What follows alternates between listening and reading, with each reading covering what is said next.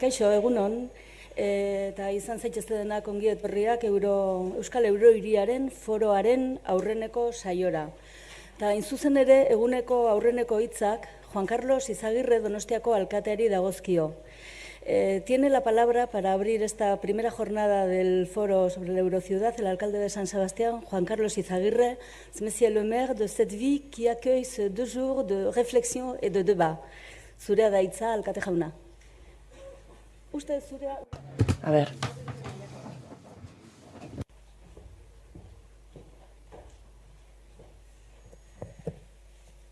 Bueno, egunon guztioi, ongi etorriak Donostiara, eta mila esker, nola ez, hemen Eurohiriaren foro honetan parte hartzeagatik. Kokatu nahi dut, foro hau, hiri honetan, urte honetan, oroitzen nahi gehan fetxa batekin. Dakizuen bezala, 200 urte dira, Donostia, zuntzitu egin zutela, bigarren mendeurrena honen inguruan hainbat eta hainbat ekitaldi egin dira urtean zehar, hilabetero egin dira ekitaldi ezberdinak, eta azpimarratu nahi dut, orain dela 200 urte Donostiak jasan zuen biolentzi hau, etzula Donostiak bakarrik jasan, baizik eta hemen Euskal Eurohirian parte hartzen dezuen hainbat eta hainbat herri eta hirik ere jasan zenutela eta horrek ere nolabaite beste faktore bada amankomuna gure artean. Eta gila da, 12 hilabete hauetan, hainbat gauza antolatzen ari garala, oroitu gertatzen zen, gogoratu gertatzen zen, baita ere txalotuz, behin zuntzituta herria, erabaki zutela, Donostia berreraikitzea, eta denon artean egin zutela, eta nolabaite ejemplo bat eman zigutela, egin daitezkela hiria, egin daitezkela Euskal hiria ere, denon artean, eta nik uste hemen landuko ditugunak gaur eta bihar ere, bide horretatik joango direla. Eta egin ditugun ekitaldi hauetan, 12 hilabete hauetan, asko oroitu deuz gertatu zen, egin ditugu ere beste ekitaldi batzu bistosoagoak fokatuta aizialdira, baina egila ez da itarazoren badagon, itzulpenarekin.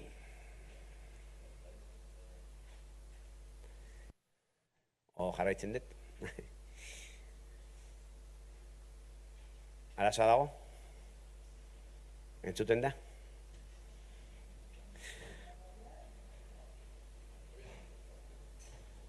¿Está bien? Vale. Eta esaten duen, 12 hilabete hauetan, hainbat ekitaldietan oroitu, gogoratu, egin baldin baditugu, gertatutakoa guain dela 200 urte, eta 200 urte hauetan zenolako garapena aukidun Donostiak, pentsatu genula ere gaurko eta bilarko jardunaldi hauek egokia izan daitezkela ere pentsatzeko zenolako Donostia, zenolako Donostialdea eta zenolako Euskal Eurohiria izango dugun urrungo urtetan. Esan ere, koinziditzen dula, 20. urtea, Euskal Eurohiriaren foroa osatu zala, eta kontekstu horretan ospatuko degula gaurkoa. Tokatze zait, geho lehenengo ponentzia desarrollatzea, garatzea, beraz, enaiz gehiegi luzatuko orain, bakarrik esan, berriro, horre badala, hau gaur hemen ospatzea, seguru nagoela hemen probetxuzko gauzak ateako direla, nire ponentziaren zati bat izango da, gauza zehatzak, urratza berriak eman behar ditugula, eta seguru nago balioko duela honek horretarako. Gaina gogoratuko dut nire ponentzian ere aukera paregabea daukagula 2016an Donostia hiriburu kulturala izango delako, eta horrek ematen dizkigun aukerak aprobetxatu behar ditugula denok. Eta bukatzeko esan, probetxozkoa izan dedila hau, eta Donostiara beti ongi etorriak izango zarete, eta Donostian ondo pasatzea ere espero detela. Besterik ez, eta ongi izan.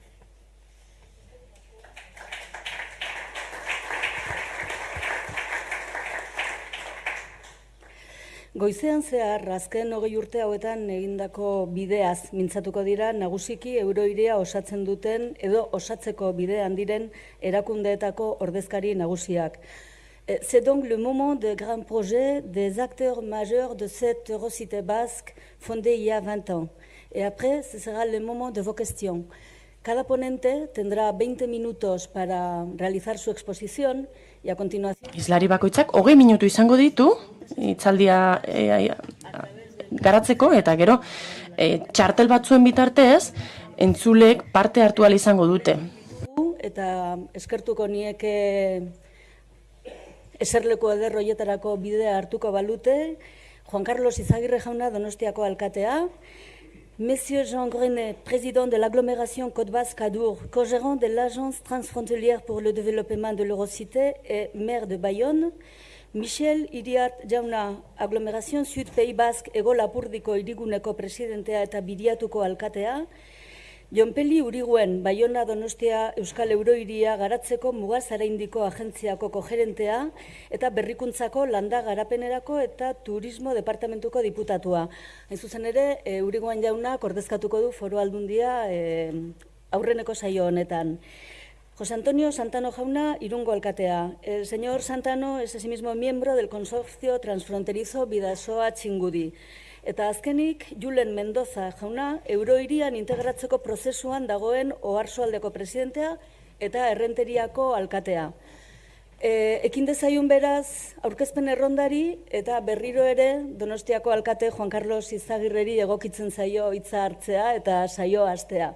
Beraz, handuzu ja honezkero ezagutzen duzun atrila.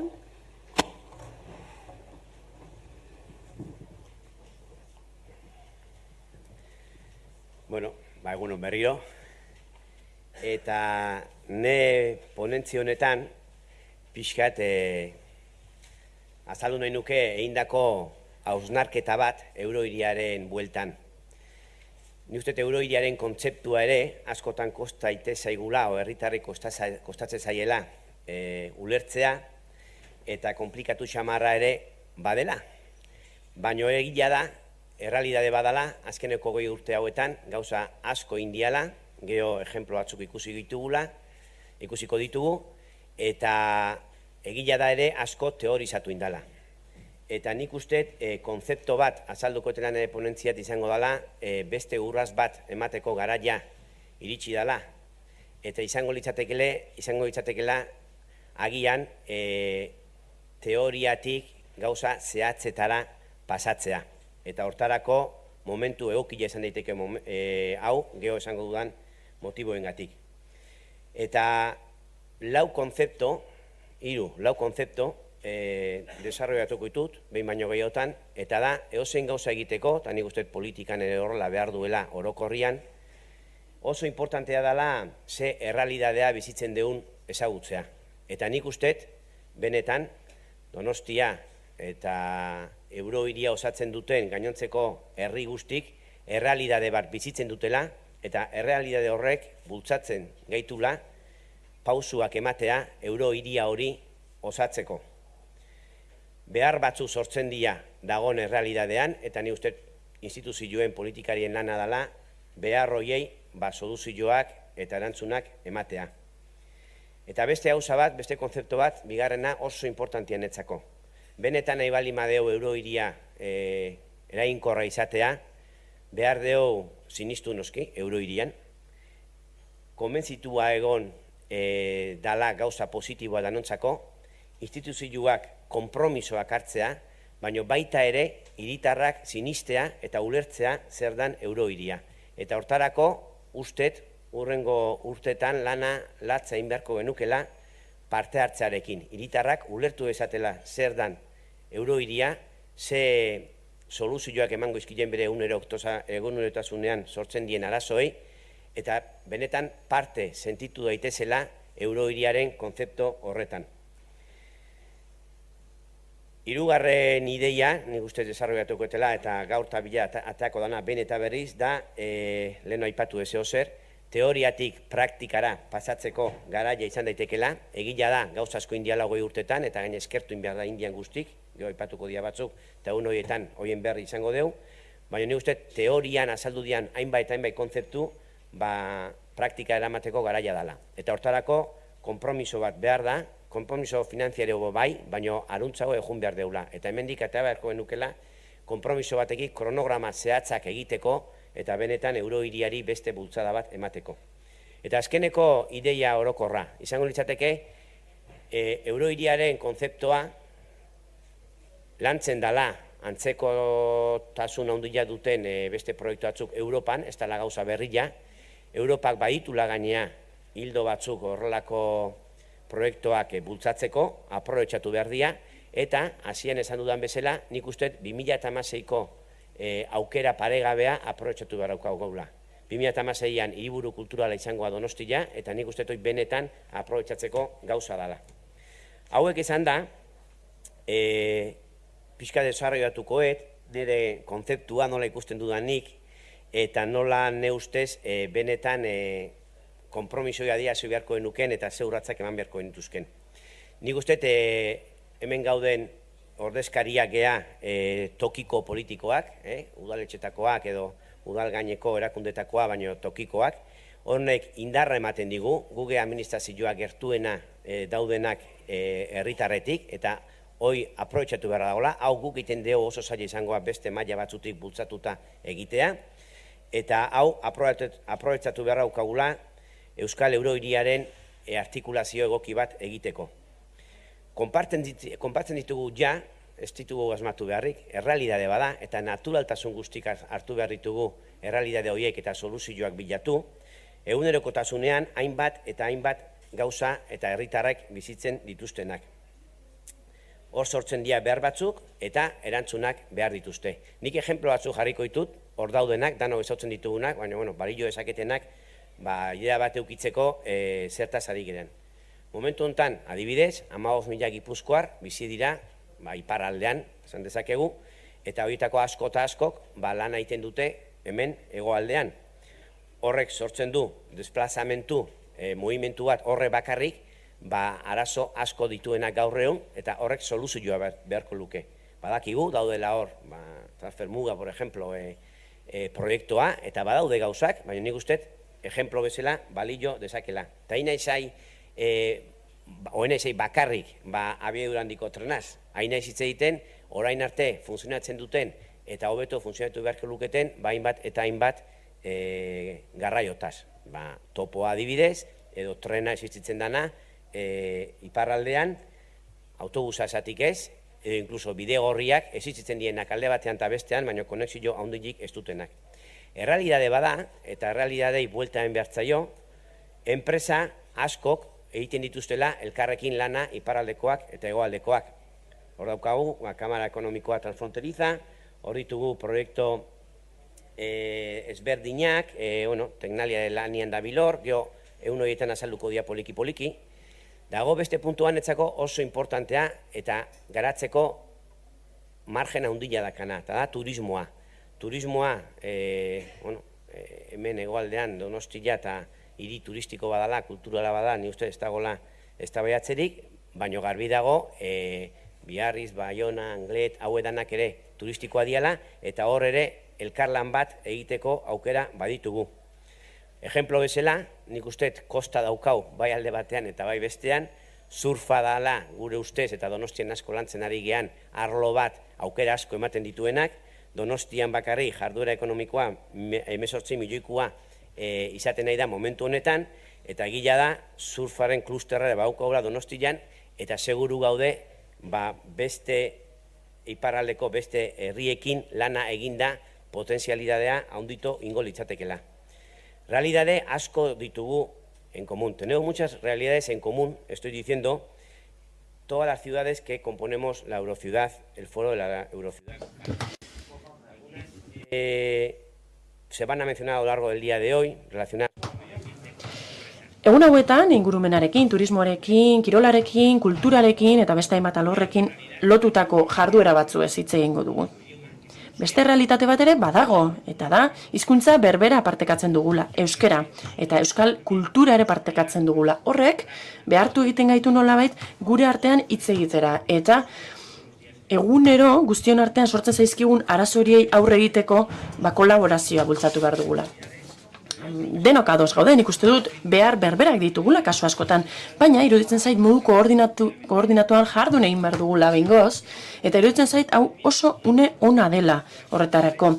Hiri hauen ongizatea bultzatzeko, hiri hauetako eta bertako hiritarren interesak batez ere ongizatea, haien interesak esaten genuen bezala bultzatzeko. Iruditzen zait margen handia dugula garapenerako, eta esaten genuen bezala, Baionatan Gelu adibidez Donostiatik hurbilago daudela, Bilbo baino, baina egunerokotasunean iruditzen zaigu haiek urrutiago daudela, eta horrek ez du logikarik, iruditzen zait euskal euro hiri bat daukagula, eta hori esplotatu erabili egin behar dela. Politika jakin batzuk aktibatu behar dira, espazio horretan bizi diren pertsonen beharrei erantzuteko, eta oso garrantzitsua da, hiritarrak proiektu horren barruan sartzea, proiektu horretan integratzea, hartzen diren erabakien parte senti daitezen. Hala, lortzen dugun arrakasta askoz ere handiagoa izango da, hiritarrek eurohiriaren kontzeptua partekatu eta ulertzen badute. Nire ustez, eurohiriaren kontzeptu horrek udal autonomia errespetatu egin behar du, baina kontuan izan behar dugu guztion artean gaitasun handiagoa dugula egunerokotasuneko beharrei aurre egiteko. Gainera, iruditzen zait hartzen ditugun erabakiak, hau da, datozen aste, hilabete eta urteotan hartuko ditugun erabakiak, udaletako eta erakundeetako agintean dauden alderdi politikoez gaindi egon behar direla eta jarraitutasuna izan behar dutela erabaki horriek. Eta alor horretan lan egin behar dugu datozen egunotan. Lehen adibide batzuk aipatu ditut, hau da, zer nolako urratsak eman diren orain arte, ez dut berriz ere aipatuko, garraio publikoan eta beste hainbat alorretan nola ez, sakondu egin daiteke bide horretan. Nik bidegorria aipatu dut, anekdota bat baino ez da, baina guk badirudi bi lurraldeen arteko bizikleta bidegorri bat egin daiteke, nola ez, zergatik ez? Bestalde, seinaletika partekatu edo seinaletika berbera ezar dezakegu, izan ere, udalerri desberdinetako kideek parteka dezakegun gauza bat da.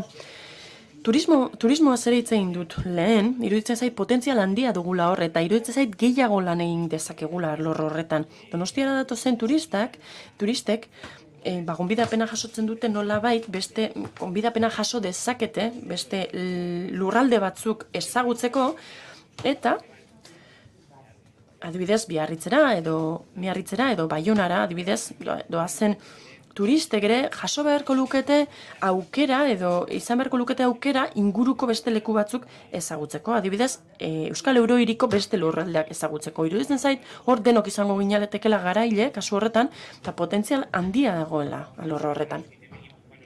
Lehena, aipatu dut 15.000 gipuzkoar joaten direla lanetik iparraldetik hegoaldera, eta horrek mugikortasun handia sortzen duela, iruditzen zait zerbitzua hor nahiko defizitarioa dela, eta honelako foroetan lan du behar ditugula alakoak, iparraldetik ere hiritar asko etortzen dira, hegoaldera, Irun aldera, Errenteria, Donostia aldera, aisialdirako edo lanerako ere bai, eta hor, iruditzen zait, mugikortasunaren gaia serio hartu behar dugula, hau da. Azken urteotan asko hitz egin dugu hiribarruko garraioaz, baina iruditzen zait Baiona eta Donosti arteko garraioa ere asko hobetu daitekela eta hobetu behar dela. Beste adibide batzuk ere aipa ditzaket, adibidez oso garrantzitsua da egoera jakin batzutan adibidez nire ustez normalak ez diren egoera batzuk adibidez Baionako gazte edo ikasle batek, adibidez Euskal Unibertsitate batean, adibidez Donostian ikasi nahi baldin badu, ikasle hori nazioarteko ikasletzat hartzea, atzerritar gisa, bai? Hau da, kasu horretan, Erasmus bitartez bakarrik etor daitezke alako ikasleak. Nire iruditzen zait alako kontuak onelako foroetan landu daitezkela. Iruditzen zait, benetan Euskal Eurohiria sortzen badugu, hiritarrek ere, Euskal Hiriko hiritar guztiak, beste dozein hiritarra bezala izan beharko litzatekela. Lehen euskaraz aipatu ditut beste hainbat adibidez, turismoaren edo seinaletikaren inguruan. Ingurumena ere hor dago, hainbat proiektu badira martxan, eta askoz ere gehiago sakondu daitezke. Eta orain, aipatu nahi nituzke hasieran euskaraz aipatu ditudan bi kontzeptu batetik. Seguru nago, hau hiritarren parte hartzea bultzatuz egin behar dugula. Iruditzen zait, Euskal Eurohiriaren kontzeptua, maila instituzionalean ere zaila izan dela ulertzen. Kontzeptu honek badu etorkizun bat eta konplexutasun bat, eta oso garrantzitsua izango da gure lurralde osoko hainbat sektoretan sektore indartzeko. Iruditzen zait hor, herritargoak parte hartu behar duela, eta ulertu egin behar duela kontzeptua. Iruditzen zait guk sortu behar ditugula mekanismo batzuk herritarrak kontzeptu horren parte izan daitezen. Nik aukera hau baliatu nahi dut, esateko, Europak sinesten duela proiektu honetan, laguntzak bideratu ditu proiektu honetarako, eta 2016-ean, gogoratu besterik ez dago, 2016 urtean, Donostia, Europako kulturaren hiriburua izango dela.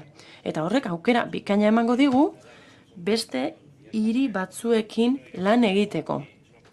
Hori, baliatu egin behar dugu, nola ez? Hurrengo urteetan behar badez dugu honelako aukera honek izango eta. Gaur eta bihar hainbat hitzaldi izango ditugu, eta hor, aipatu dituz zein proiekturi buruz hitz egingo diguten, ez dut errepikatuko orain. Eta gaur eta bihartik atera beharko genukena da, hain zuzen ere, ideia konkretu batzuk, hau da, nola artikulatu Euskal Eurohiria. Azken 20 urteotan hainbat ideia teorizatu dira, eta hainbat proposamen aurrera atera dira, hainbat proiektu sortu dira, modu positiboan gainera, baina horiek indartu egin daitezke, eta hori guztia artikulatu egin daiteke. Honela, lortuko dugu gure arrakasta askoz ere handiagoa izatean, seguru nago jardunaldi honek baliagarriak izango direla horretarako. Ez naiz gehiago luzatuko, nik denbora hausen neukan hitz egiteko. Amaitzeko, pasa al castellano. Gure aldetik compromisoa. Yo creo que el compromiso que tenemos que demostrar las instituciones tiene que quedar plasmado en estas jornadas. Un compromiso que tiene que ir más allá de un compromiso financiero. Iruditzen zait, finantza konpromisoa ezinbestekoa izango dela, eta kronograma batzuk ezarri behar ditugula. Epe jakin batzuk ezarri behar ditugu, epe luzerako, ertainerako eta motzerako, eta konpromiso ukigarriak, zehatzak izan behar dira. Bi egun hauetan hitz egin behar dugu horretaz, hain zuzen ere. Idea bat botakoet, desarrollatuko deuna mai inguruan eta urrungo egunetan, egila da nire ustez estrukturatu behar deula egitura bat hau dana posibilizateko urrengo hilabete urtetan, baina egila da gaur egun ere agian konpromiso batzuk hartu daitezkela epe motzean. Por ejemplo, aipatu ditut hainbat arlo, turismoa, ingurumena, mugikortasuna, eta hainbat, eta nik uste hemen responsableak hiri bakoitzeko o hiri gaineko erakunde bakoitzeko turismokoak, mugikortasunekoak, kulturakoak eta bar, aukera izango litzatekela erabakitzeko bilera arlokoak egitea eta benetan dauden gauzak eta egon daitezkenak lantzen joateko. Beti ere pentsatuz, epe ertain batian behar deula egitura bat, koordinatuko duena dena eta bultzatuko duena eurohiriaren kontzeptua denen onerako izango delako.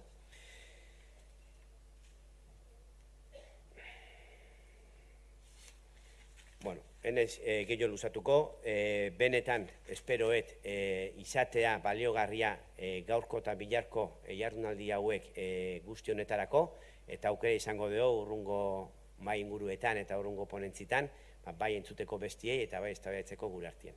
Besterik ez, eskerrik asko.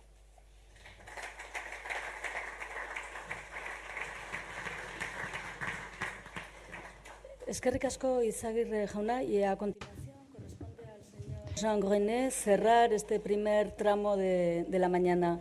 Maintenant, c'est à Monsieur Jean Grenet de partager avec vous tous le projet de l'agglomération qu'il représente aujourd'hui. Monsieur Grenet. D'abord, est-ce que le micro marche? Oui? Parfait. Eskerrik asko. Orain Jean Greneten txanda da. Eskerrik asko. Donostiako hiri honetan, Miramar jauregi honetan ongi etorria egin diguzuelako. Euro hiriaren 20 urteak betetzen digun honetan. Nere lehendakaritzapean daukagun mankomunitatea aurkezteko eskatu zidaten eta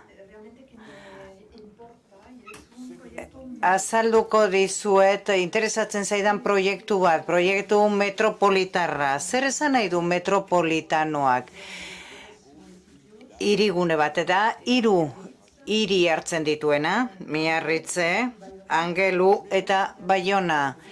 Eta horiei buku gehitu zaie, eta beste 5. herri bat. Eta hirigune honetaz hitz egiten dudanean, azaldu behar da baita ere zer daukagun inguruan. Errobi mankomunitate hegoaldean, Adur ekialdean, eta gero ekialdean Landak hau polo metropolitar bat da. 250.000 pertsona bizi dira bertan, eta orain Kotbazkadur mankomunitatean orain gune metropolitar bat daukagu, beraz atzean daukana Adur ibai ertzaren ertzekoak geure egiten ditugu. Bilbon hiria barneratzea egintzen bezala, Iñaki Azkunaren lana izan zen, maila handi batean, eta Agurba bidaltzen diote hemendik, eta Bordelen ere Garonaren ibai bazterrekin egintzen hori baita ere, Alen Jupe alkateak egin zuen hain zuzen. Beraz, gure kasuan, gune metropolitar bat eraiki nahi dugu, mugikortasunean oinarriturik, gune metropolitar bat, Baiona eta Donostia lotuko dituena, eta proiektu desberdinak dira, osagarriak direnak. Ez daude leian alegia. Hemen daukazue Aturri ibaia, eta aukera bat da, hirien aukera bat da, ibai bat edukitzea, Nib eta Aturri, Errobi, barkatu, eta Aturri bi ibaiak dauzkagu. Zirkulazio arazoak baditugu zona honetan, eta jendea konbentzitu nahi dugu autoa utzi dezan, autobusa erabil dezaten, ez duelako kutsatzen, ez duelako zaratarik egiten, eta gainera autoz baino azkarrago ibiltzeko, mugitzeko aukera ematen du.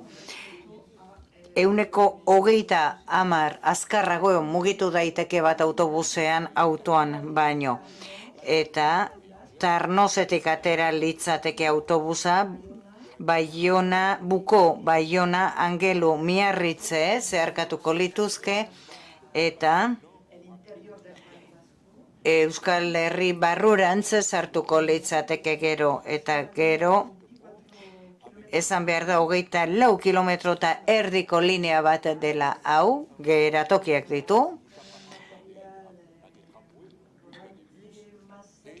Eta autobus baten antza baino gehiago dauka, tren arin baten antza, proiektua 2013ko abenduan hasiko da, 2016an osatuz. 130 milioi eurotako inbertsioarekin.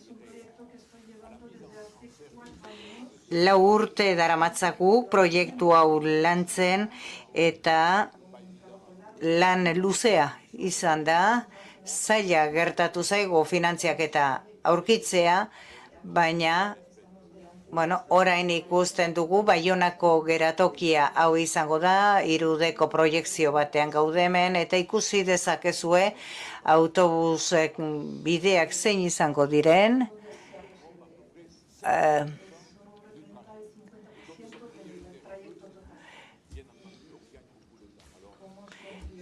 Lehentasuna nola izango duten autobus hauek, orduan denbora asko irabazi ahalko da. Zeharkatuko dute hiria, merkataritza gunekin harremanetan egongo da, hiria zeharkatuko du hemen udaletxea, hiritarrengandik, merkatari gunetatik oso gertu pasatuko da, autobusa, orain autoz joaten bagara bai, pasealeku bat irabaziko dugu hemen, Ibai Bazterrean, ikusten duzu hemen proiektua. Eta hemen autoak bakarri pasatzen dira gaur egun, autoak daude aparkatuta. Eta proiektu hau geltokiaren proiektuan sartzen da. Alegia tren geltokiarekin bat egingo du. Abiadura handiko trena Bordelera iristen denean, esaten da 2 milioi bidaiaritik gora edukiko ditugula. Eta garbi dago, horrek bidaiari gehiago ekarriko dituela Baionara eta beraz ezin dugu geratoki utzi orain daukagun bezala. Eta egin dugu proiektu bat, polo multimodal bat egiteko, geratokia honek erosotasun eta segurtasun guztiarekin hartu ahalko ditu bidaiariak etorkizunean. Hemen daukagu proiektua autoentzako geratokiekin, jendea hartzera edo ustera datozen autoentzat, zona bat egongo da, taxientzat, oinezkoentzat, bizikletentzat.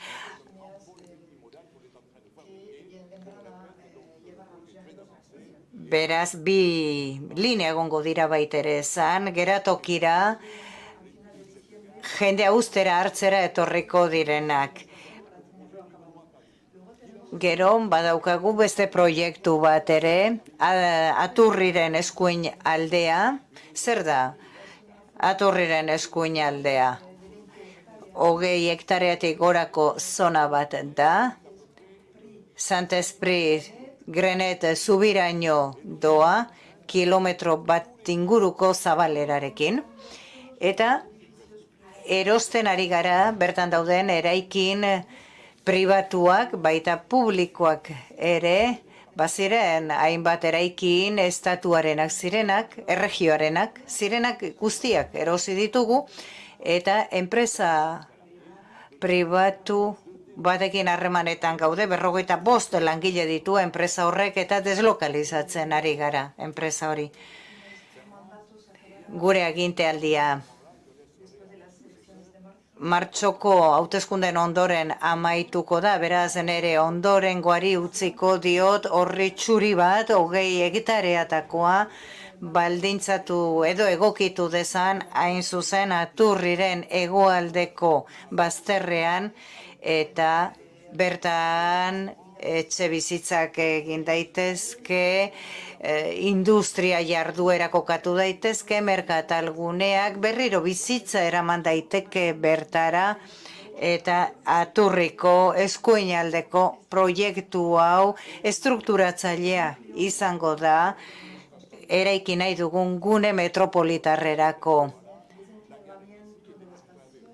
Gero geltokia pixka bat isolatua dago, beraz nahi dugu bide bat, errepide bat egin, Grene zubira eramango duena, baina barruko aldetik joango da, ez Ibaiaren bazterretik, Ibaiaren bazterra autorik gabe egongo da. Datorren udaberrirako lehenengo fasea amaituta egongo da, eta Aturriren beste bazterrean 20 hektareako proiektu bat daukagu baita ere, hemen lanak hasita daude, eta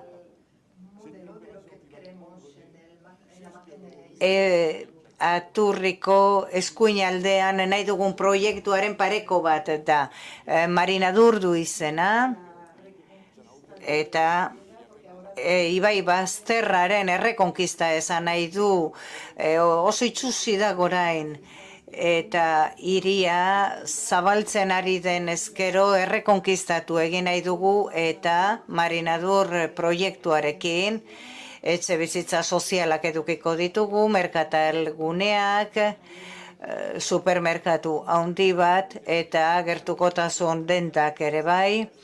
Hirugarren sektorea ere egongo da bulegoekin eta orduan Marinadur proiektuaren obrak lanak hasita daude eta 2014an hasiko da bigarren fasea eta Zubitik gatozenean, Landetatik gatozenean, zuzenean espazio berri honetara iristen gara. Asko zaindu dugu proiektu hau.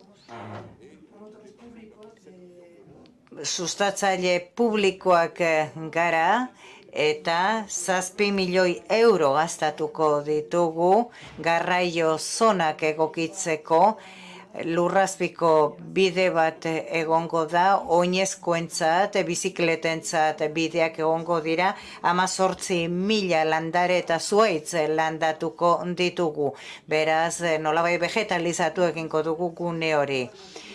Operazio hau 2015aren amaieran bukatuko da. Ezkerreko Ibai bazterra egokitzeko proiektua da, proiektu oso garrantzitsua aglomeraziorako eta hirirako. Oso proiektu desberdina da. Ezkerreko bazterraldean badira zona batzuk konserbatuko direnak, berdin utziko direnak, ez gara hemen zerotik hasten. Hemen badira eraikinak daudenean jarraituko dutenak, beraz, zonaka joango gara lana egiten. Badira zona batzuk berdin geratuko direnak, beste batzuk aldatu egingo dira hemen ikusten dugu. Nazioartean oso ezaguna den Winimaz arkitektuarekin lan egiten ari gara, Bordelen Garona den muiletan eta bazterretan ari da lanean, proiektu urbano baten da, amaitzen ari gara eta proiektu amaitzen ari gara eta laster hasiko ditugu lanak ezkerraldeko bazterrau egokitzeko eta auzo berri bat sortuko da biztanlegoa dentzifikatu halko duena eta bizitza ekarri gune eraikitzen ari garen gune metropolitar horretara. Ikusten dugu baita ere hemen Grene zubia, autopistaren sarrera daukagu eta komunikazio garrantzitsua daukagu Landen hegoaldearekin. Hori da, gaur egun eskuartean dauzkagun proiektuei buruz esan dezakedana galderarik balego, espero dut erantzun ahal izatea. On accorde le temps aux gens pour préparer.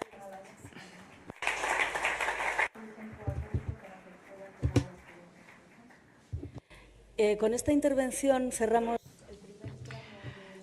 Bi parte hartze hauekin bukatzen dugu lehenengo atsedenaldia. Orain kafea hartzeko tarte bat daukagu. Galderak egiteko txartelak zuen karpetatan dituzuela eta galderak ondoren egingo ditugula. Besterik ez baldin bada, hemendik 20-25 minutura ikusiko dugu berriro ere elkar eta hitzordua ordutegiari kaso egiten baldin badiogu. Volveremos a encontrarnos, si seguimos un programa en el que hemos acelerado bastante, volveremos a encontrarnos sobre las 11:10, si el programa no falla. Por lo tanto, muchísimas gracias a todos los ponentes, eskerrik asko guztioi, eta atsedenaldiaren ondotik, berriro ere hemen izango gaituzue zuen esanetara.